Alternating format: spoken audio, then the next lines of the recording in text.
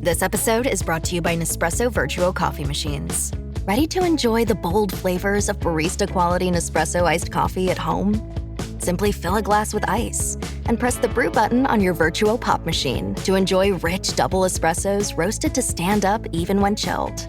Refreshingly bold iced coffee. Refreshingly easy to make at home. Visit Nespresso.com to shop now. Hey, this is Bill Simmons from the Bill Simmons Podcast, here to help you make the most of your summer with Michelob Ultra, a superior light beer worth playing for.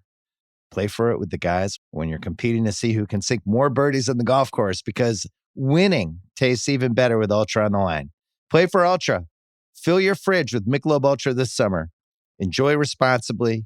Copyright 2025 Anheuser-Busch Michelob Ultra Light Beer, St. Louis, Missouri. What would you do if a stranger pieced together your life, your address, your job, even your hobbies, using nothing but the breadcrumbs you accidentally left online? Imagine they emailed you at work to prove it, leaving you wondering, how vulnerable am I actually? And I thought I did everything right. On today's episode, we talk to a podcaster and veteran of the security world who thought he had privacy figured out until a fan turned his life into a puzzle and cracked the code. Jack Rhysider, host of Darknet Diaries, joins us to share what happened. Stick around. You're about to hear a story that will make you rethink every piece of information you've ever put online. Welcome to What the Hack, the true cybercrime podcast. I'm Adam Levin. I'm Beau Friedlander. And I'm Travis Taylor.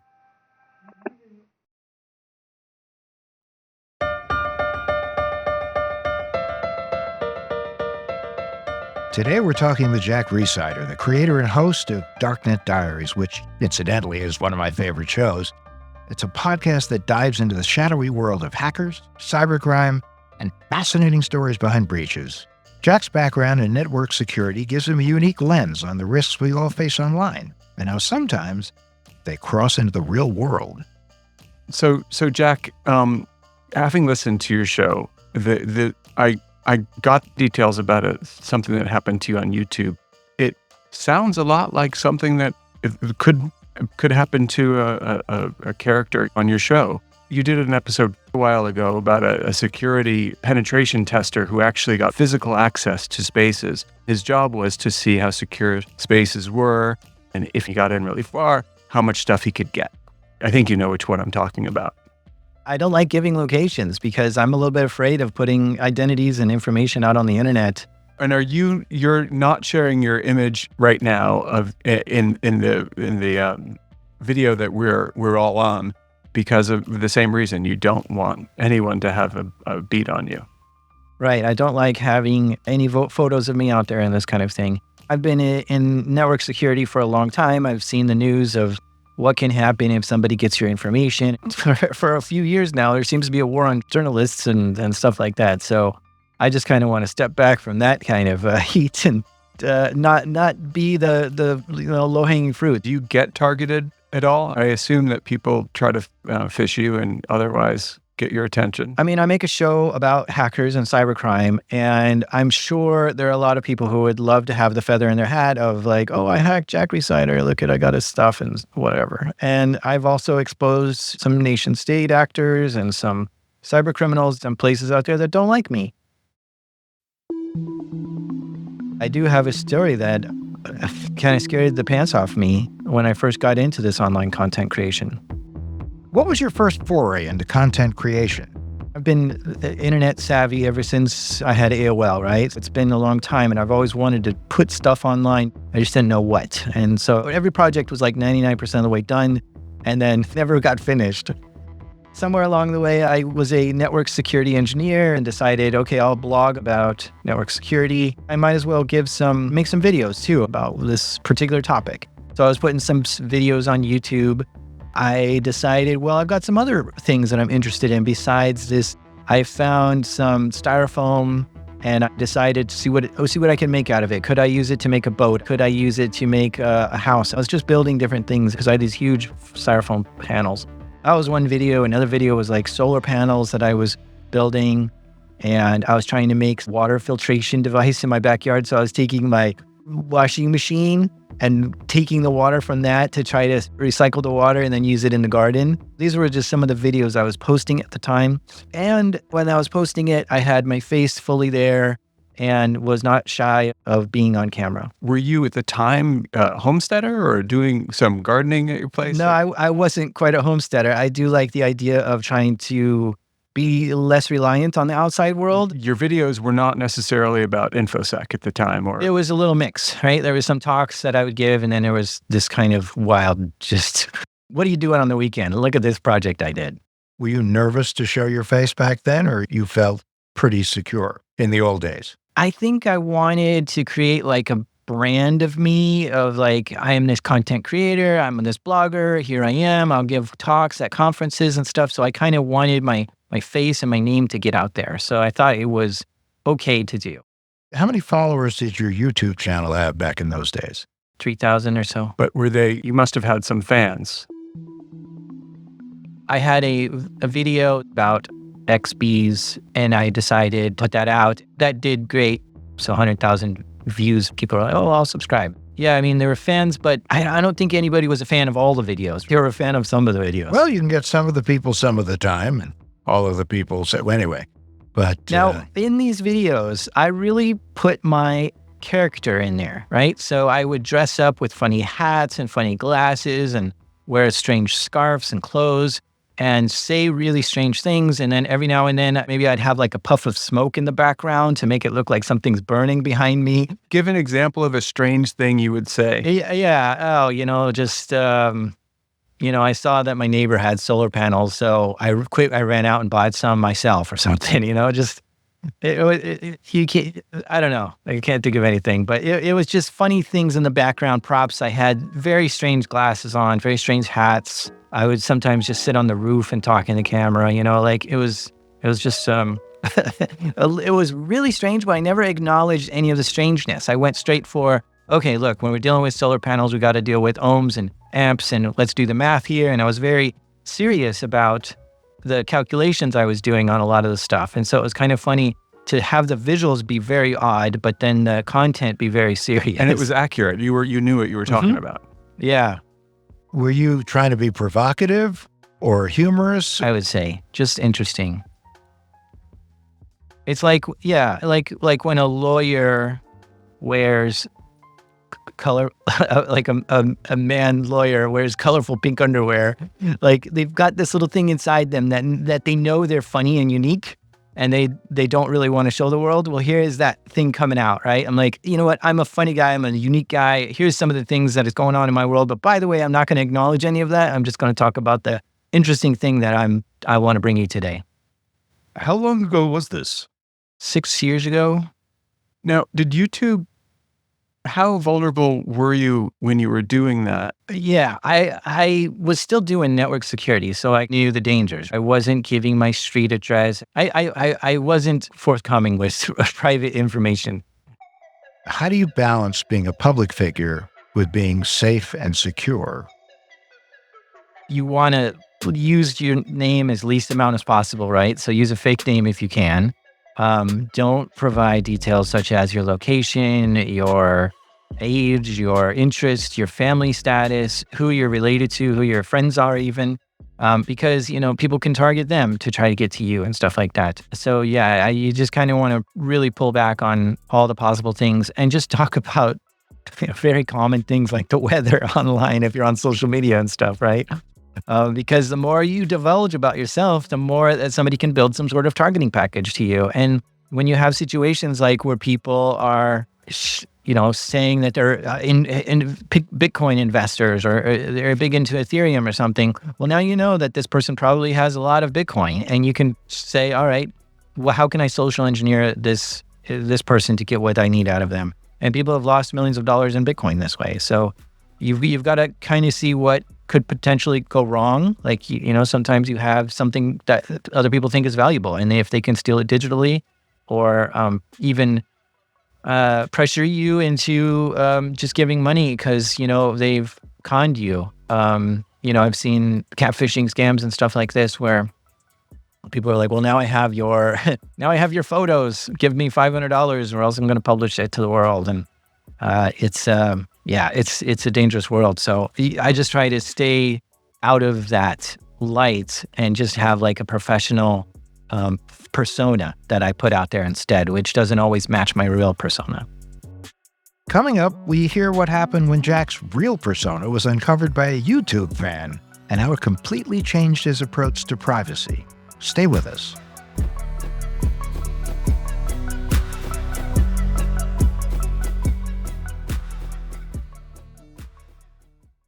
USAA knows dynamic duos can save the day, like superheroes and sidekicks, or auto and home insurance. With USAA, you can bundle your auto and home and save up to 10%. Visit USAA.com/bundle. Bundle savings are off total premium, not available in all states or in all situations. To qualify, auto policy must be active prior to property policy issue, subject to change. Restrictions apply. Membership eligibility and product restrictions apply and are subject to change. USAA means United Services Automobile Association and its affiliates, San Antonio, Texas. With a major selection of the looks your kiddos love, starting at just $4 in the Walmart app, a new school year means a stylish new them. Who knew? Find skater skirts and Crocs that say, I'm casual but cool. Sparkly sneakers that say, it's my classroom, you're just learning in it. And preppy polos that say, I'm the teacher's pet, even if they're mommy's menace at home. Find their favorite styles starting at just $4 in the app. The Walmart you thought you knew is now new.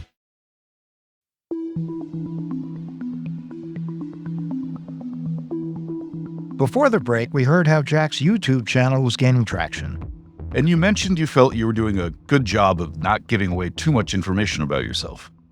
So everything was going good on this YouTube channel. Things were growing, it was going nice, but I was still working. I went to work one day, I saw this email. Hi, Jack, I'm your biggest fan. Love your stuff on YouTube. And this was my work email address, not connected to my real life. And I, like, the hairs on the back of my neck went up and I was like, why are you emailing me at work? There's no way that you got my work email from YouTube. And I asked him and he wrote an email back to me. And I'm going to read parts of these emails. All right, Jack, I'll try to explain. I saw your video about the solar panels and I watched it over and over and over again. And I just absolutely love your channel and I've watched all your videos and I think you're fantastic. And he's even asking, I wonder where that smoke is coming from in the background there. That's always it's made me wonder. But then he says, I see that there's like a highway near where you're living and I can hear it in the videos. And so I also saw that there was a lake in one of your videos and I was able to see the sign of what the lake was, what the name of the lake was. And from there, I kind of got your general location. And then I once I got which town you were in, I typed in your name into Google with that town.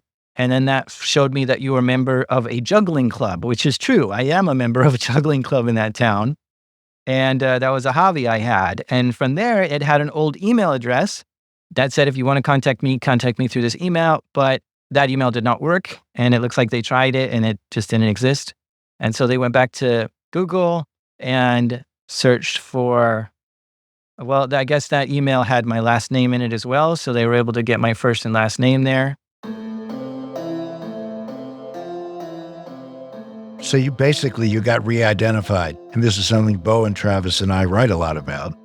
People think that they're floating around anonymously and they have no idea, as you've just proven here and we talked about, is they had no idea that it wasn't that difficult to ultimately, if somebody put their mind to it. It's actually kind of a creepy trick that catfishers use too when they're stalking somebody. So you really were getting stalked.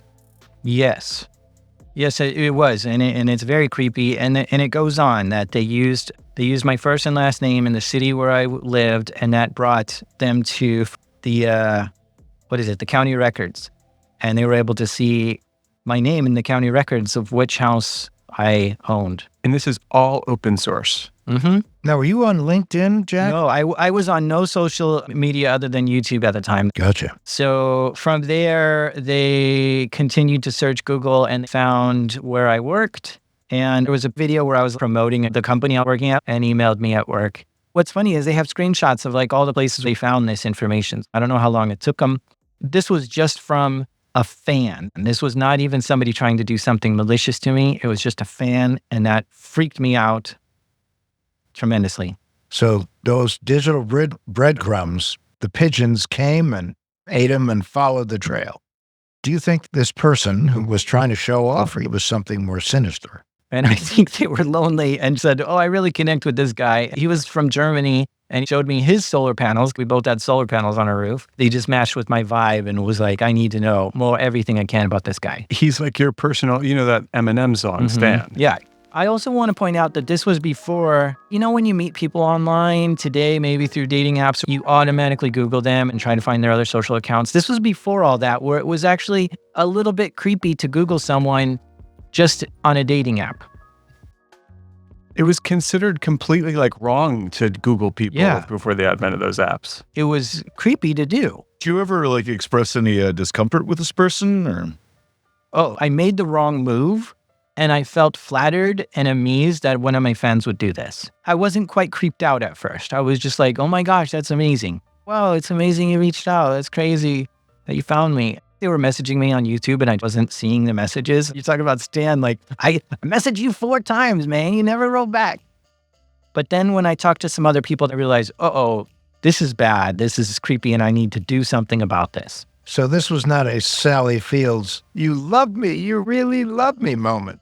What did you do about it? I had to judge whether or not these videos were worth it. And they were really kind of crappy videos. So I just decided to take them all down off YouTube and start a new channel or pivot or change the name or something. So I feel like I ripped it clean and started fresh. I think it was more like 8 or 9 years ago. So it's been a while. So if the present day you could talk to the you back then, what advice would you give? I think there were some identifying pieces in the scenes, right? There were some mountains, lakes that were easily, you could see where this person is. I have to ask, I don't know how to ask this, but I think I can manage it. Anonymity and having a really popular podcast don't seem to go hand in glove. And I don't think of you as anonymous. I think of you actually, since I've listened to hundreds of your episodes, as my best friend. When I think of the Darknet Diaries and you, Jack, I think, I know that guy. I mean, I know how he thinks. I love the way he puts together a story. But now that I think of it, you are basically anonymous. How do you do that? Do you do public speaking engagements? I mean, do you just absolutely stay out of public? So there's a few people that I look to for advice in this situation. If you look at the lockpicking lawyer, for example, this guy is being made famous for showing us how to pick lock on YouTube. He only shows his hands and calls himself the lockpicking lawyer. He's giving talks around the nation in front of large crowds, but he's doing it in such a way that he's saying, please don't take photographs, only have lights on the background of the stage so that you only see a silhouette of him from the audience. You've got podcasters such as Case File, which is a completely anonymous podcast. The host has never revealed his name. And it's one of the biggest shows out there. And then there's people like Michael Bazell, who creates a book called How to Disappear Completely. That's what it's called, Extreme Privacy. So he talks about how to stay anonymous online, stay hidden online, stay out of reach of people. And he gives talks as well on stage in front of people. And so I ask him, how do you do this? And he says, I make sure that the conference understands 100% that no photography is allowed, and we're going to get the stage set up in a certain way that it's going to be difficult for them to photograph me. These are my heroes. We're not completely lost at being private online. There are ways we can still be popular and still people know us in person, really know who we are, which is strange when you go to your dentist and you actually know my real name. I'm not going to tell you what I really do and stuff like that. So. Well, privacy is definitely a bit of a hot button topic these days. And I think one thing that I'd have to wonder, given how much you clearly value your privacy, is what recommendations do you have for keeping private online? Do you use any specific browsers or plugins or anything like that? Or I use a bunch of tools, but I like to use a firewall to block as much traffic as I can at the perimeter. I like to use DNS filters, such as DNS Filter or the Pi-hole Now we're blocking a lot of DNS requests that we don't need, trackers, advertisers. I like to use a host firewall as well, such as Little Snitch. Do you want your computer to connect to Adobe right now? Well, I don't have any Adobe products open. So no, you're not getting an Adobe connection, right? So that blocks a lot of traffic. I've already blocked 50% of the stuff that's coming in and out of my computer. On top of that, I like to use privacy-centric email providers, such as Proton Mail, Gorilla Mail, 10-Minute Mail, things that you can just spin up and put down. Some of them are throwaway accounts. Some are absolutely encrypted beyond the long arm of the law. I've got over a dozen email addresses that I use for different things. If somebody gets into my main email account and that's connected to all of my social medias, Facebook, banks, crypto accounts, everything, that's my entire life, right? So I want to segment and compartmentalize that. This email is just for my crypto stuff, right? So that will never show up in a breach unless that crypto company gets into a breach. That's the only time that's ever going to be in a breach. So that really reduces the exposure that could have. Nobody even knows that I own that account. When you email someone, they have the first half of your login, right? If you're like, oh yeah, there's your email, I bet that might work. You go to Coinbase.com, type in that email address and the password, and it'll say, actually, that user's already registered here. Now you know the first half of their login. So yeah, I want to keep that away as well. I mean, there are a whole bunch of little things I do like this, and it just goes on and on, I suppose.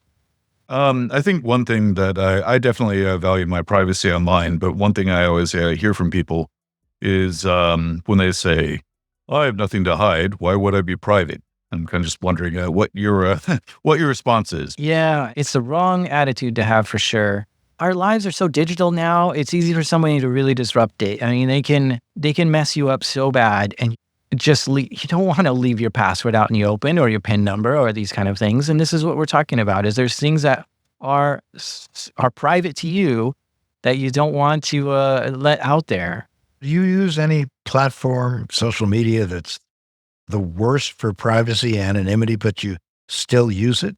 Yeah, I think Facebook is one of those cases. I use it mainly for work to contact potential guests and advertise the show, but it creeps me out every time. I think you've given us a lot of tips on what people should be doing and thinking about. Are there any other things that you would advise people that we haven't mentioned so far, just in terms of their normal cyber hygiene?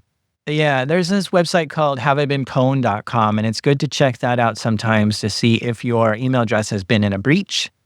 And your phone number. Yeah, your phone number too. It's one of those things that is eye-opening to me, because you go there once, you check it, and you're like, okay, now I know, like, these are the places, I kind of heard about that.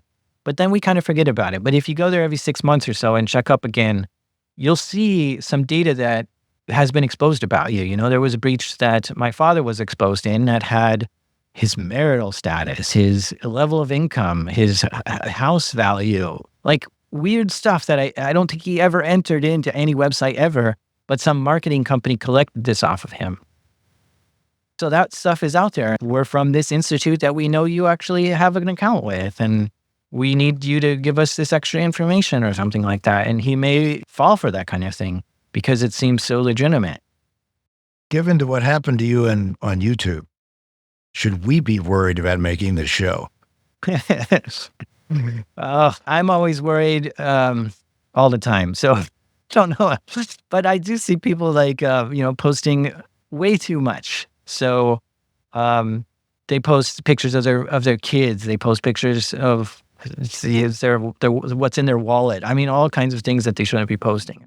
So what can people do to protect their privacy and like maybe even maintain anonymity in a world that is pretty much completely connected? It's tricky as well because there's a lot of marketing companies out there that are trying to collect information. For instance, Target has a dossier on everyone who shops there. If you shop with a credit card, when you swipe your card, your name gets tagged to the things that you bought. They start saying, okay, here are all the things you bought in the past. And if you're doing things like buying unscented soaps and lotions and you're a woman, they are going to say, we think this person is pregnant. Yeah, but it's why people think that they're being listened to on their phones when in fact, everything they email and put out there and buy on their credit cards is getting caught in a gill net and added to a file. Well, wasn't there a story about a father found out that his daughter was pregnant based on ads that were for baby products. And that was from Target specifically. And then Facebook knows when you're about to break up with you're about to be broken up with before you do. Wow. Well, that might be helpful for you. You can find an apartment. Yeah. That's right. Yeah, I mean, so this is kind of the thing that I get, like, let's do all this work to not post anything and keep our privacy private. But then it really doesn't matter at the end of the day, because there's all these marketing companies that are just doing everything they can to drudge up this information on you through other things.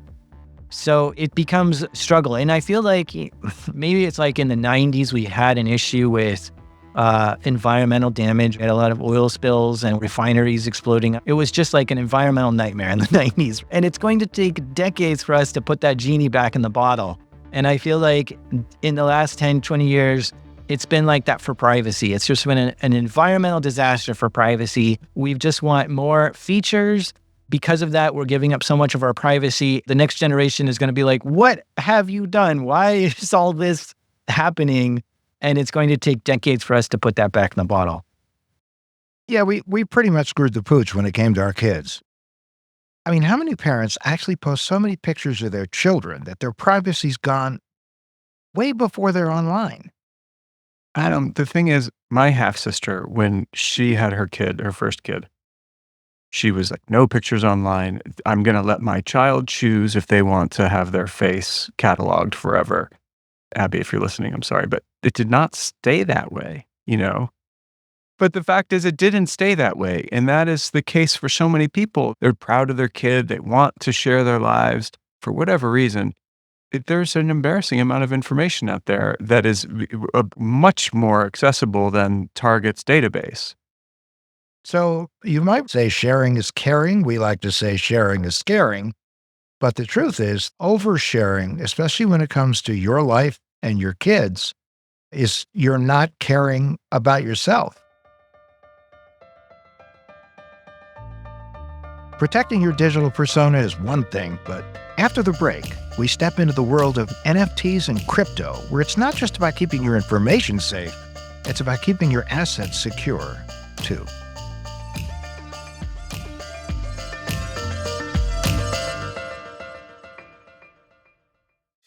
Hey, it's Paris. You know I love sparkly things, right? Like stars. Duh.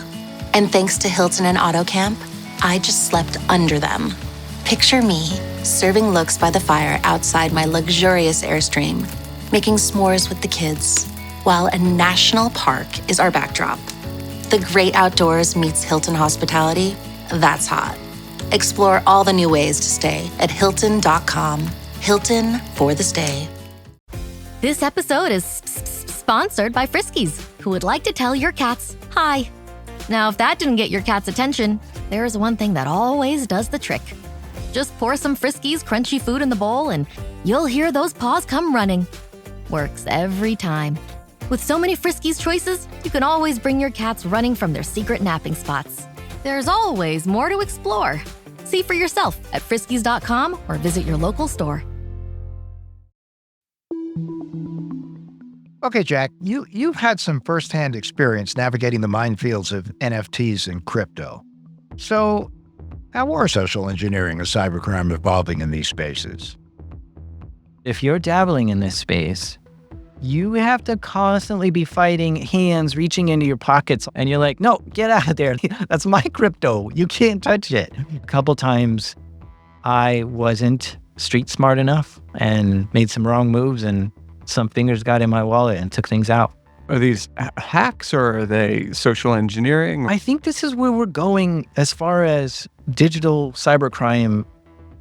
It's a combination between social engineering and hacking. Social engineering is just going so far right now. We have a lot of flaws in our coding, in our psyche that tricks us into doing a lot of things that are stupid. One of the biggest parts of social engineering is gathering information about their mark. Just like we were talking about earlier. The more details someone knows about you, the easier it is for them to manipulate or exploit you. It's a constant battle that you have to dodge and face. There's scammers out there and thieves going crazy. How much of that do you think is the sort of baby step stages of this new technology? And how much do you think is going to be a permanent source of danger for folks?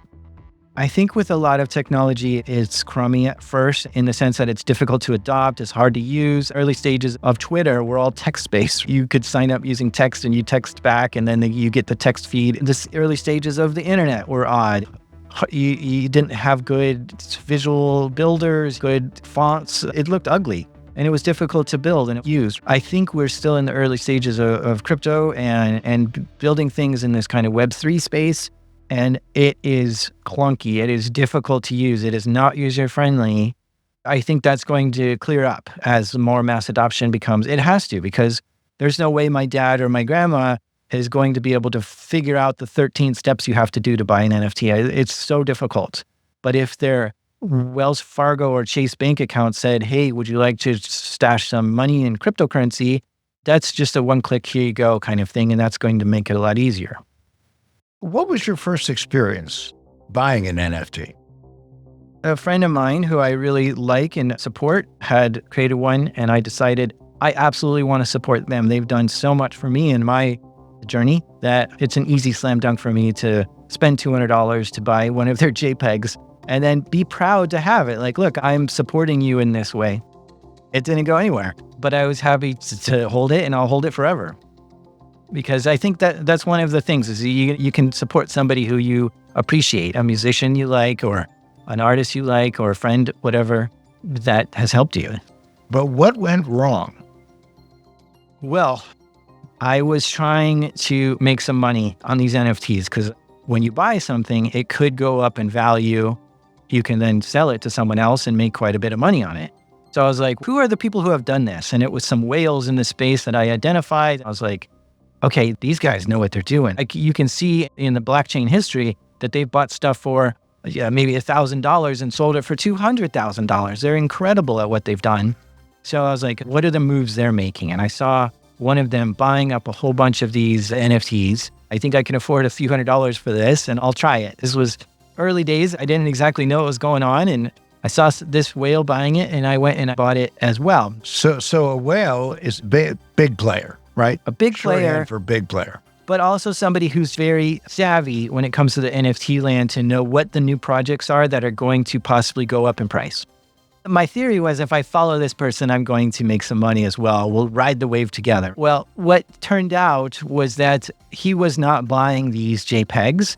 Instead, the scammers were making it look as if he was by sending it to him and making it look like he was buying these. From my point of view, I thought he was buying them, but really he wasn't. They were filling his wallet with it to try to attract someone like me to say, hey, anybody who wants to follow this whale, look at this project. So it's kind of like a virtual Moby Dick. Did you even get a JPEG, or you didn't even get a JPEG? No JPEG whatsoever. A J, no peg. Yeah, I got the peg only, actually.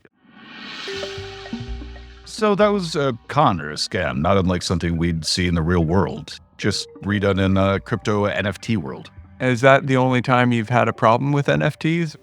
Yeah, there was another one, and I think this one's a little bit too niche to really boil down in a simple term, but there was another time where I thought I was buying an authentic one from the real source. This is another tricky thing. You really have to quadruple check that this is the real JPEG from the real source. It is so easy for someone to copy it and list it. Well, that's not the one from the actual creator and doesn't hold the same value. So they ended up selling you the fake. The scammer did through the creator's account by having numerous copies of it in one listing. There's so many fake NFTs. When you say quadruple check, what are ways that people should be checking to make sure they're getting the right thing? You want to make sure you find the official project by either going to their Twitter, website, or Discord channel. On there, you'll see the official links to the projects.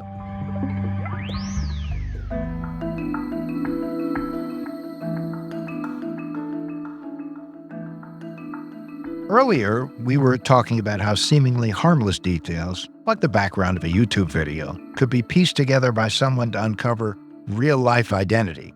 It's a perfect example of how digital breadcrumbs can lead to serious breaches of privacy. Now, and the scary part is This isn't just a problem with personal privacy. It extends into the financial world too. In crypto and NFTs, scammers use those same tactics. They collect public information, exploit it, and pair it with social engineering to manipulate and exploit people. 100%. Whether it's figuring out your location from a YouTube video or faking NFT transactions to get you into a scam, the process is the same. They take your digital footprint and then they weaponize it. And that's the lesson here. In both personal and financial contexts, every piece of information you put out there, no matter how small, makes you a bigger target. Okay, so Jack, knowing how easy it is to be exploited in these spaces, how do you even begin to navigate something as chaotic and risky as crypto? Yeah, it's such a wild new territory. It's very difficult to navigate. I don't know how half the people are getting through it unscathed because it's just madness. It feels very early still, and being part of something. I mean, we all wish we had bought Bitcoin in 2011 and still hold it when it was $20 each, right? We all wish that. Nobody on the planet does it. So you get this FOMO feeling of, I don't want to miss that next wave. What is that next big wave? It's too early to tell if NFTs is going to be the next thing. So let me ask you a question, Adam. Yeah. I remember our friend Hari Hursty talking about the absolute nonsensical idea that voting could be done on the blockchain. And he demonstrated how it was easily manipulated. He was always worried about that. I know that they ran some tests for military personnel voting, I believe in West Virginia. Yeah, that's right. It worked in West Virginia, but Hari said it's got a long way to go if you're going to use this in any volume. Well, if the government can suck back, as they have, stolen Bitcoin, big, giant shoals of Bitcoins that have been stolen, and the government's gotten them back, it does suggest that it's manipulatable and not a safe way to conduct business. But back to the NFT thing, what do you think about the security of it, Jack? I mean, you don't think that there's a problem with Bitcoin and crypto in general and the blockchain with regard to these security questions? I think that it's being created faster than it's being secured. It's about innovation, and it's not about let's secure it to begin with. Like the internet. Yeah, but now we're talking about billions of dollars that you need to keep secure. So they're trying to do it. I mean, they're putting a lot of focus in, and they have security teams and this kind of thing. But you just miss one little line of code. It's really tricky. Every day in the news, there's another multi-million-dollar issue. Somebody either gets their wallet hacked, a company gets hacked, or a protocol gets hacked. After all that dust settles and we create a very secure environment, then it'll be more ready for the masses. But I think at any moment, it could all just... Anywhere a website can be hacked and that hot wallet can be stolen, a protocol can be hacked and unlimited ether can be created, or your wallet itself can be hacked. But the thing about crypto is that you've got to secure your own wallet. It's not like in the bank. So when I talk about my dad buying crypto at Wells Fargo or Chase Bank, that would be nice because then it's on Wells Fargo or Chase Bank to secure it for him. But if I say, no, Dad, you have to secure your computer, which is where your money is, and if it's a significant amount of money, thousands, hundreds of thousands of dollars, now how do you secure that? Now you're going to want extra security on the front door and the locks, beef those up, and let's get a vault and make sure that it's bomb-proof and all these kind of things. You really have to take that security in-house now instead of handing it to the bank. And that's kind of the crypto world as well. It's on us to secure our digital lives. At the end of the day, it all comes down to this. The ultimate guardian of your privacy, your identity, and your assets is you. Whether it's protecting yourself from being re-identified through digital breadcrumbs or navigating the risks of scams in the crypto and NFT space, the key is vigilance. Every piece of information you share online, no matter how trivial, can be exploited.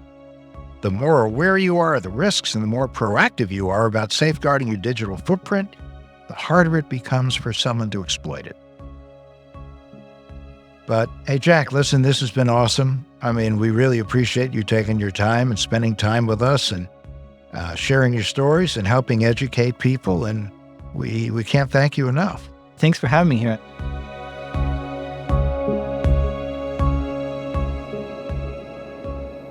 Okay, it's time for a tinfoil swan. Our paranoid takeaway to keep you safe on and offline. Chef Travis, Wait, what do you have for us today? I was thinking we should talk about auditing your digital presence.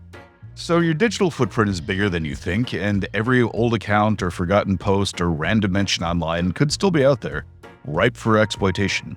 First step, Google yourself. I mean, seriously, just type your name or usernames into a search engine. What shows up? Old photos, dormant accounts, things maybe you did but would rather forget, or simply things that no one else should ever know about. Oh boy, I got so many of those. But anyway, don't stop there. Tighten those social media privacy settings, okay?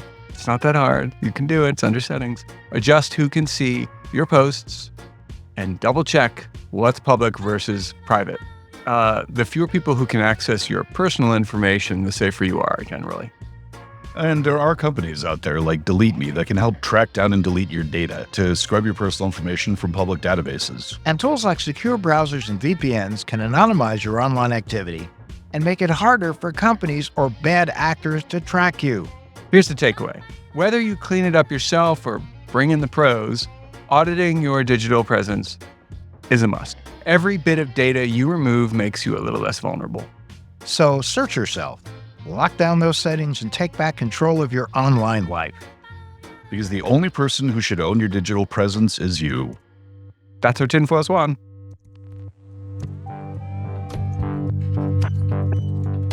What the Heck with Adam Levin is a production of Loud Tree Media. You can find us online at adamlevin.com and on Instagram, Twitter, and Facebook at Adam K. Levin.